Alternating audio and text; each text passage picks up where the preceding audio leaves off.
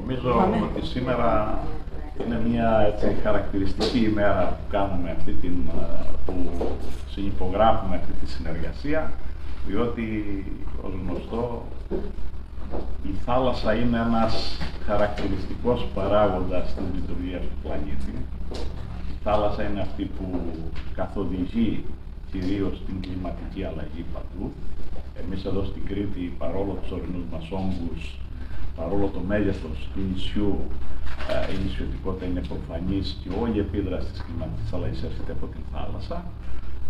Και βεβαίως υπάρχει η Ευρωπαϊκή Πρωτοβουλία για την διατήρηση των ωκεανών, για την προστασία τους, για την αντιμετώπιση των επιπτώσεων της κλιματικής κρίσης στους ωκεανούς.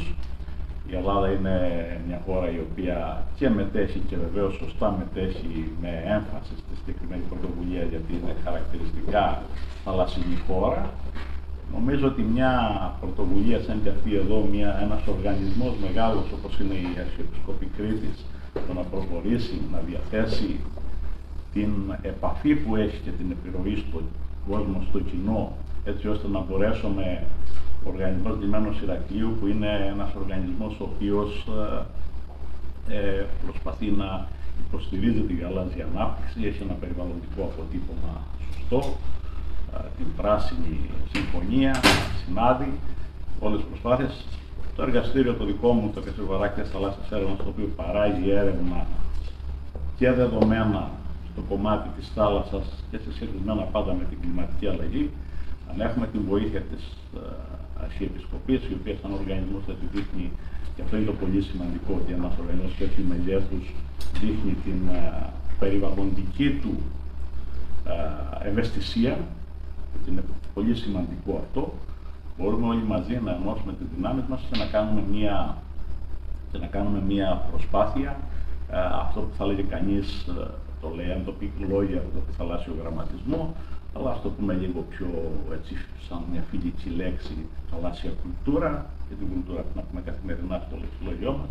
Η θαλάσσια κουλτούρα είναι σημαντική να κατανασίσει το κοινό σε όλα τα επίπεδα, σε επαγγελματικές ομάδες, σε ηλικιακές ομάδες, σε ομάδες ανάλογης εκπαίδευσης, να αρχίσει το κοινό να καταλαβαίνει παραπάνω τη θάλασσα από ό,τι καταλαβαίνει μέχρι τώρα, να την γνωρίζει περισσότερο, γιατί έχουν γίνει και σχετικές βεβαίως αναλύσεις πίσω, αν ξεκίνησαν αυτές τις πρωτοβουλίες για τον ωκεανό, ότι ο κόσμος λιγότερο από όλα τα θάλασσα, αέρα ή ξηρά καταλαβαίνει λιγότερο από όλα τη θάλασσα. Η αλήθεια είναι ότι η θάλασσα είναι αυτό που έχει τα μεγάλα της μυστικά ακόμα από τον κόσμο, από τον επιστημονικό κόσμο.